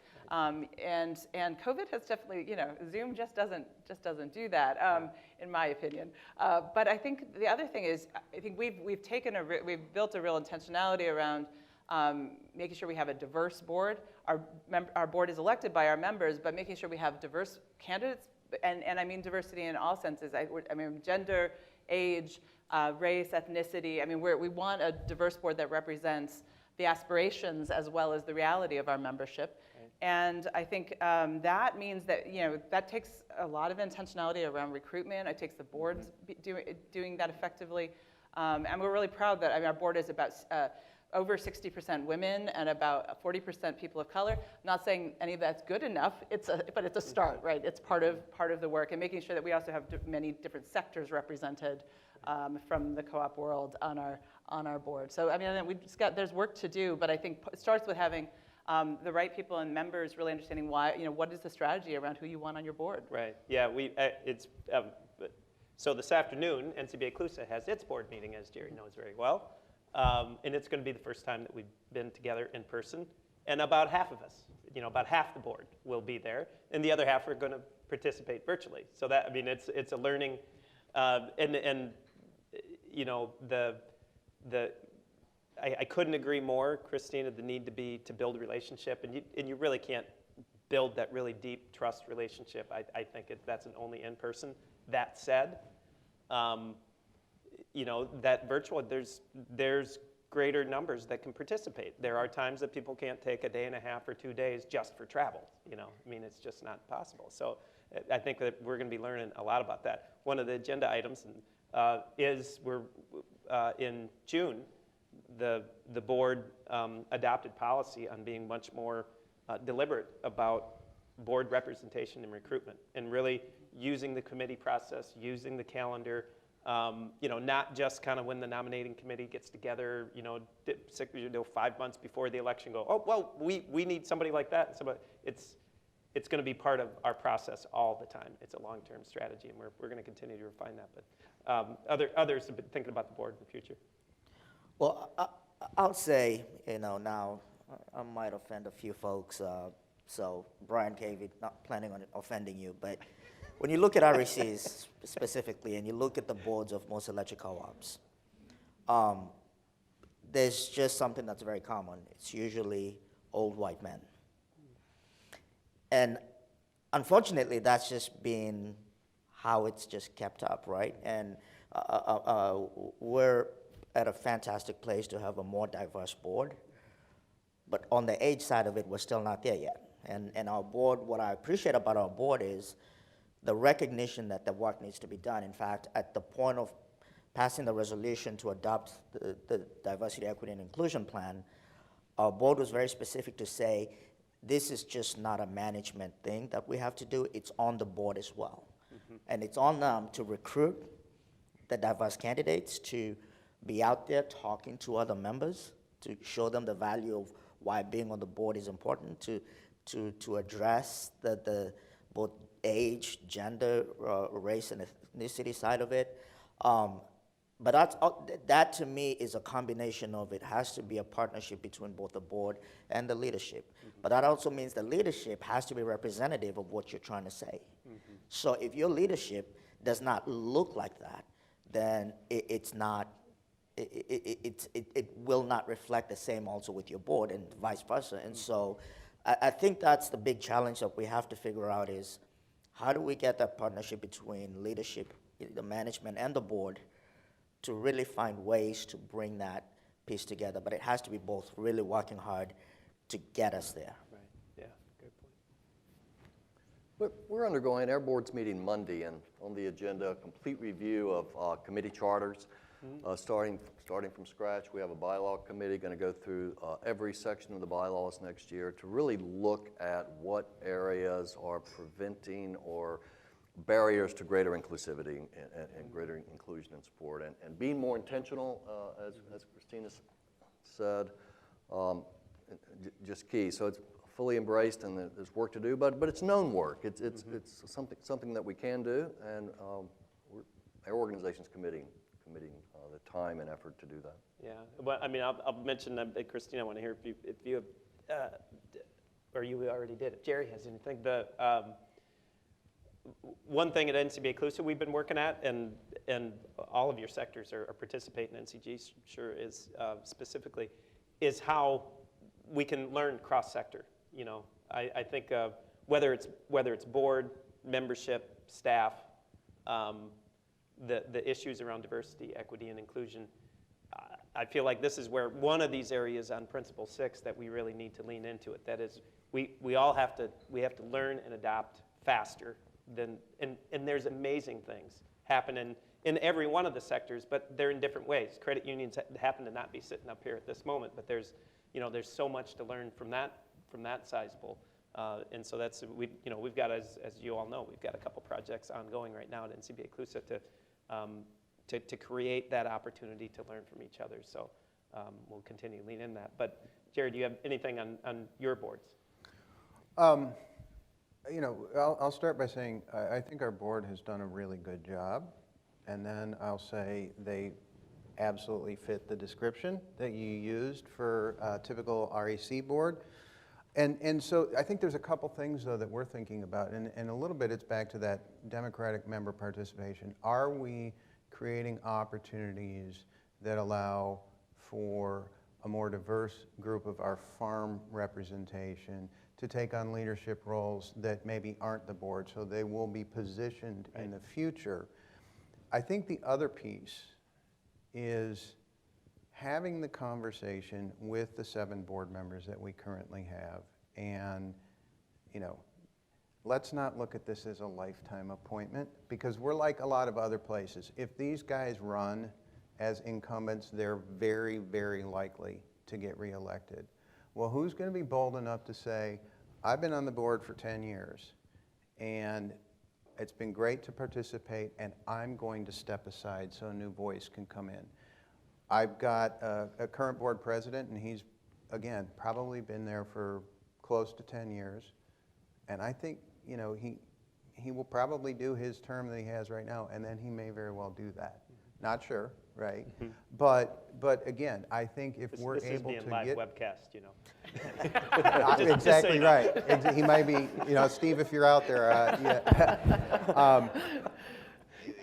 But you know, it's just that idea of like, okay, if we want to remain vibrant, it's nothing against this, but what about the new view, right? What about the new voice at the table? And that's important. So you know, we'll see how our board does with that. Yeah. Doug, if I could just Please. build on that, and maybe it'll lead to one of your many questions here, but you touched on something that we see. One of the beauties about co-ops in general, it's a very stable place, and people stay for a long time. Right. And we see that on the board side, and you know, we have term limits on ours, so you can only serve, I believe it's 4 terms, and that's it. So, but it also applies to on the staff side of it, and you know, and we keep talking about, you know, okay, the next generation, who's gonna take on and everything, but if everyone is staying on until, you know, they're 70, 80, you know, kind of thing, there's never an opportunity for the next person to come in. So not only just on the board side, but also on the staffing side, on how do we create that opportunity? How do we create the chance that someone can say, you know what, I do have a chance to develop in this. I do have a chance to, okay, I'm a 25-year-old. I could see maybe in 5 years, this is where I could be, rather than it will take me 20 years to be able to get to this next step. Right. Right. That's a great point. I think I'm going to use that as a segue, Peter, to talk about human resources. So in our team, the staff, you know, that sort of seems like the issue of the year, sort of, is, you know, the competition for talent. But again, we're taking a 10-year view here. You know, I happen to think this issue isn't going to go away. Maybe it's that this whole kind of supply-demand thing might change a little bit, but the idea of those who are coming into the working ranks interested in a different kind of workplace that has, you know, a different kind of mission.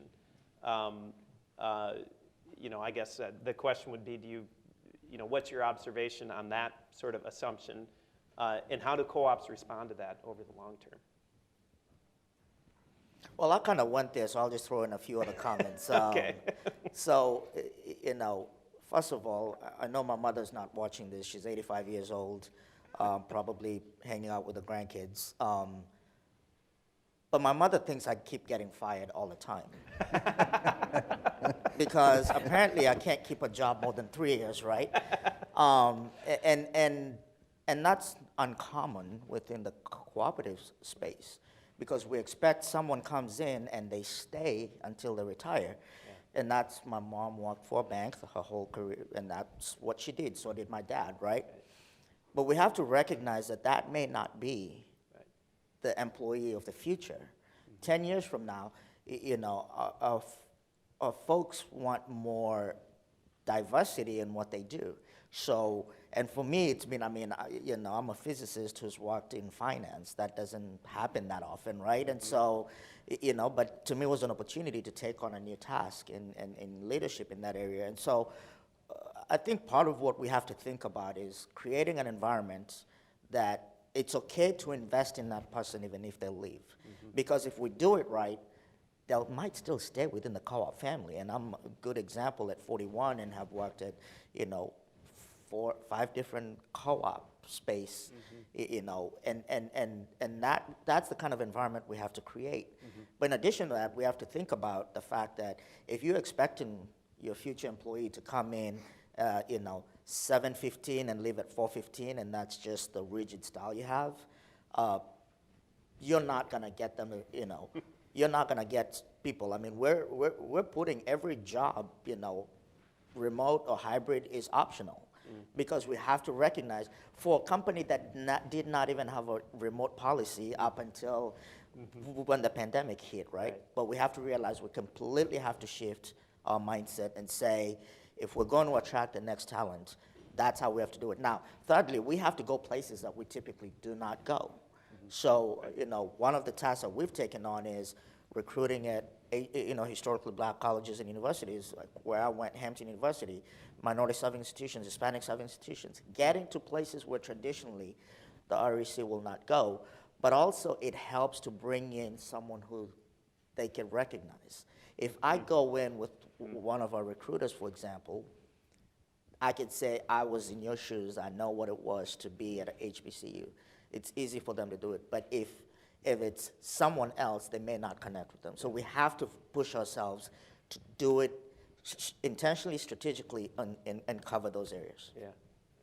Well, I'll just build on that a little bit because, our headquarters is in Lafarge, Wisconsin, 750 population. I live 20 minutes away in the county seat, 4,500 people, right? So very, very rural. So there's a part of me that's very excited about some of the things that, in a post-COVID world we're looking at, which is the, sort of normalization of the fact that we don't show up to the office every day. So suddenly, my role of trying to find talent, it's much, much broader. I might have somebody in DC that works for us and comes out twice a year to visit, but every day they're doing the work for us. And, so for us, where sometimes that rural location has been a real challenge, now we have tools that allow us to overcome that, right? And so I think that opens us up to a much wider possibility in terms of attracting talent. Yeah, we have a small team, 7 people. If you're staff, then we have board. So this challenge of if people stay, it's wonderful, and we have experienced folks, and there's not room to, we add people once every few years. So, what do we do then in terms of bringing on new perspectives, and building, continuing to build a diverse team? I think it's a challenge that small organizations, especially as Peter pointed to, folks who stay, you love it, and I think we are trying to have intentional conversations about, so then what? What do we do to make sure that? But I think my personal opinion is that I don't think we serve the institutions well by coming in and staying permanently.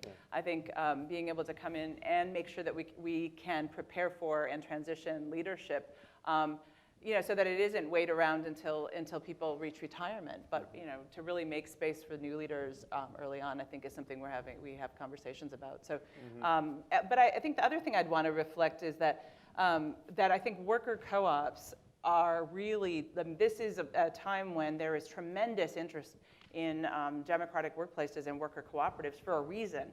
I mean, really being able to shape the culture of your workplace. And so we work with a lot of worker co-ops already, and it is, just a rapidly growing group of cooperatives doing some very creative things, really different structures from hierarchical but much more collaborative to completely non-hierarchical. And I think looking to that, I think in fact worker co-ops become a place where so many folks outside of the cooperative sector get excited about co-ops, and then see this opportunity for something really different than the standard workplace. And I think that's something we need to all look at. We're not a worker cooperative, we're not a collective on our team, but what can we learn from that work culture, and what can the rest of the cooperative sector take to make sure we're reflecting those kinds of values that really draw folks from outside of the co-op sector in? And then how do we make space for them? Right. Yeah. See. A little different than food co-ops, frontline workers, ridiculous amounts of turnover in the past 12, 18 months. Even today, major departments in the store still not reopened because you just can't hire, can't get the staff. And so that's going to continue to be the case, I think for some time. And we're gonna, as all of you, we're gonna have to pay more, and we're paying more now. But it's tough. One thing that gives me hope, and hope for the future, is what we went through the last 18 months, or what the stores went through, I should say. You may recall that the pandemic was upon us, and there was very little guidance, and guidance wasn't clear, and our folks still wanted to open, serve their community, and keep everyone safe. And no one knew how to do that. There wasn't a playbook. And what we found was, I think, at least the wiser leaders in our system, I would say, recognized that they didn't have the answers. But among the 10,000 employees in the system, the ability to tap that wisdom to develop the answers. And that's really powerful, to engage every mind, every heart, mind, and soul in the building to creating the safest environment possible, to solving these difficult problems. And that continues today. And I hope, it's something we used to know, and maybe we forgot about it a little bit with a lot of success. Success makes us all think we're brilliant, and then we find out very quickly that's not the case at all when there are these challenges. And so it was humbling. It's good to go through that, and I think it's healthy for the system, and will serve us going forward, and will create opportunities for more people to engage and feel like they're a part of the system, because they are, and feel like they're valued, and that'll continue to attract and retain staff folks going forward, I think. Okay, great.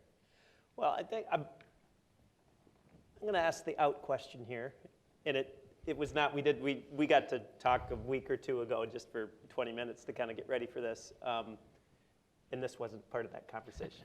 So just picking up on some of the strands here. So we are at Impact 2031.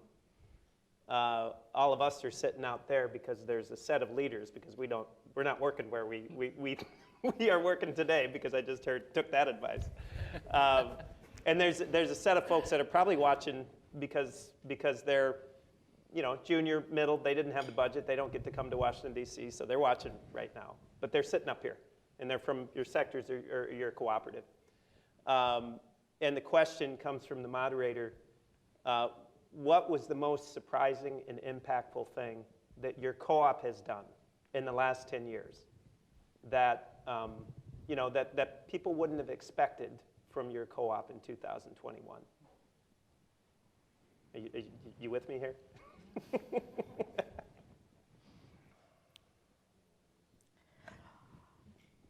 I would say the response would be the co-op disrupted itself.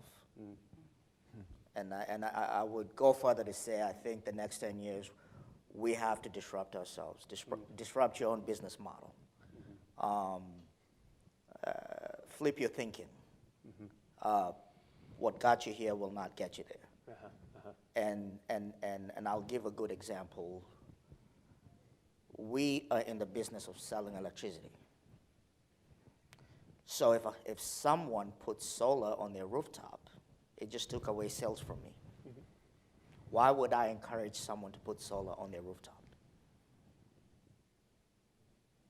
Disrupt yourself. The co-op disrupted itself. That's the thinking that we need to think about. All right, great. Thanks, Peter. Good start.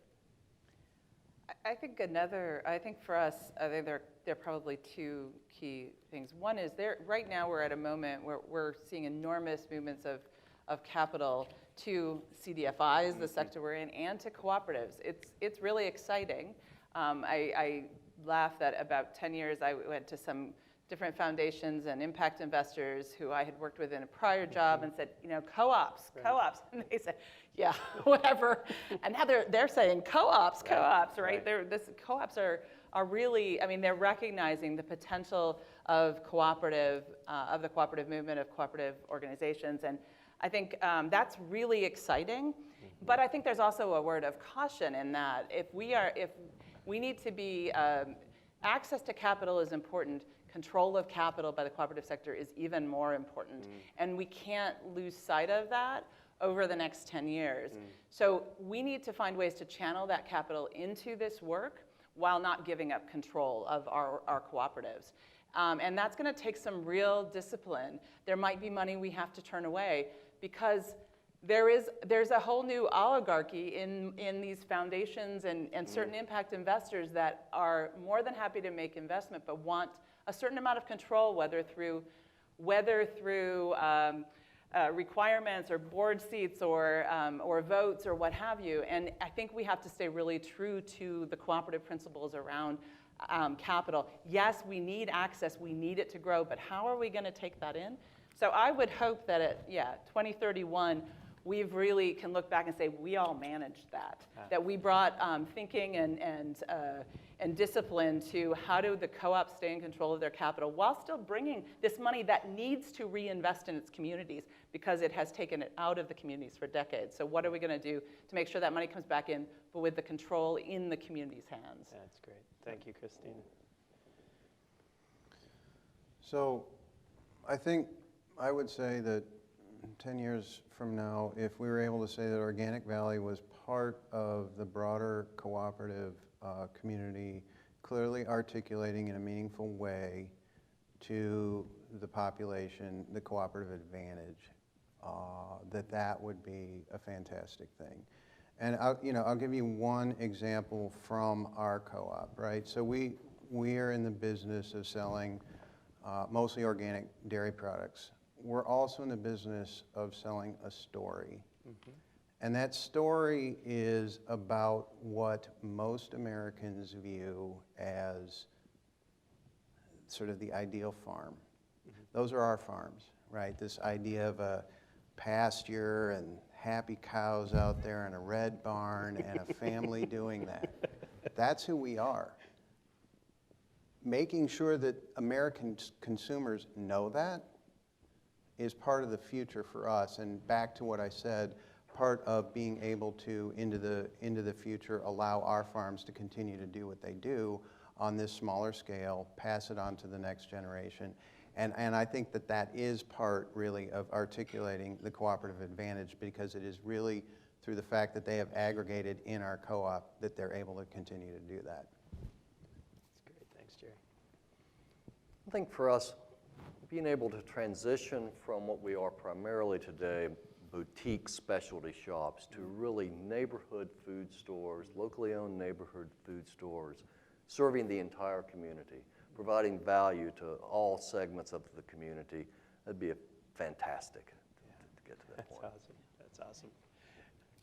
I think that's a great last word, actually. This is a fantastic panel as a capstone to the Impact Conference.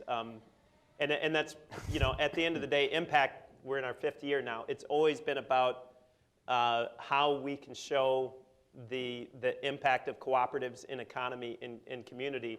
And it's about thinking about what do we need to do? How do we need to evolve so that we can do that in a more effective way? This year, it's about embracing our cooperative identity to do that. This is such a great panel. Thank you all. I'm going to have a couple more. Let's give them a round of applause, please.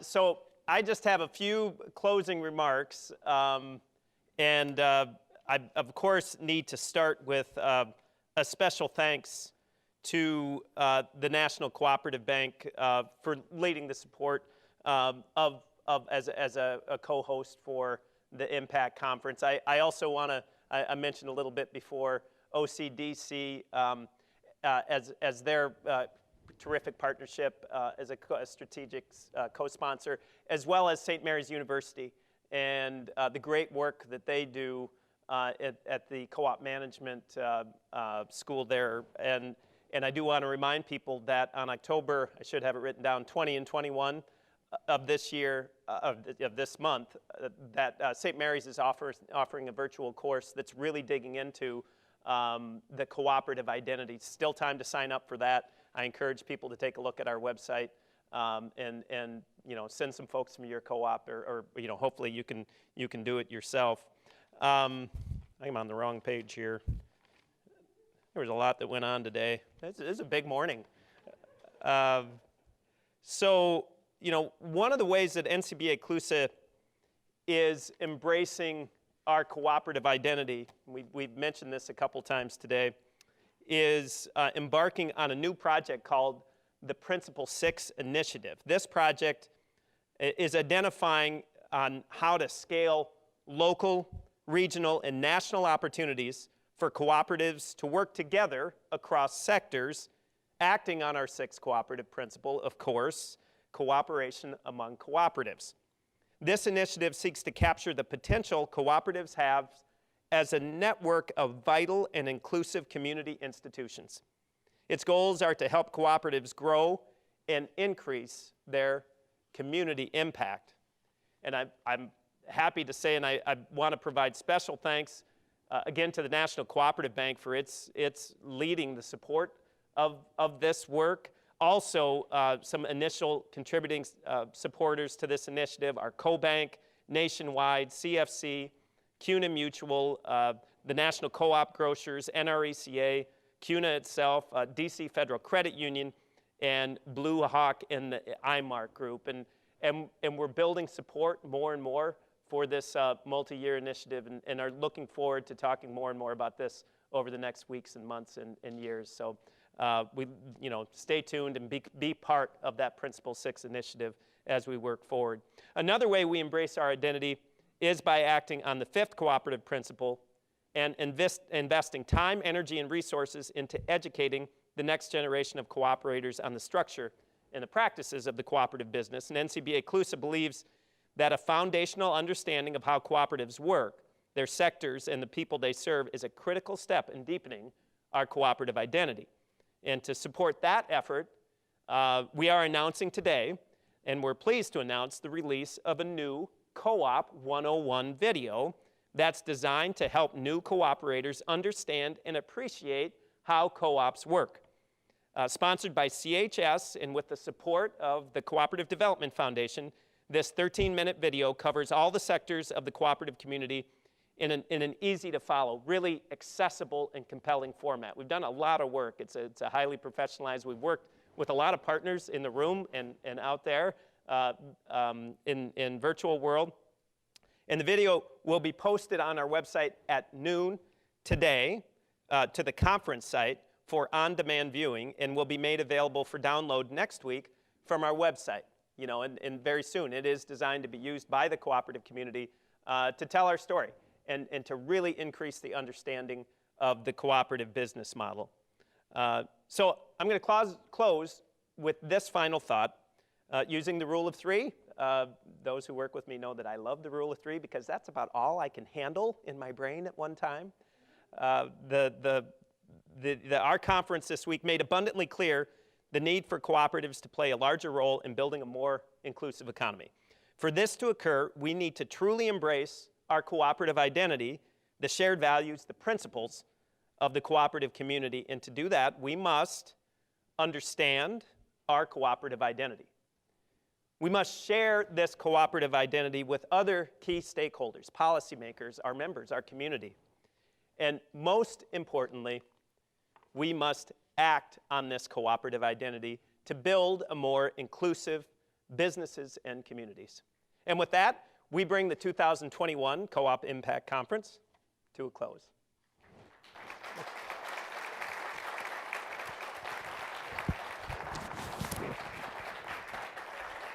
All right. Nicely done.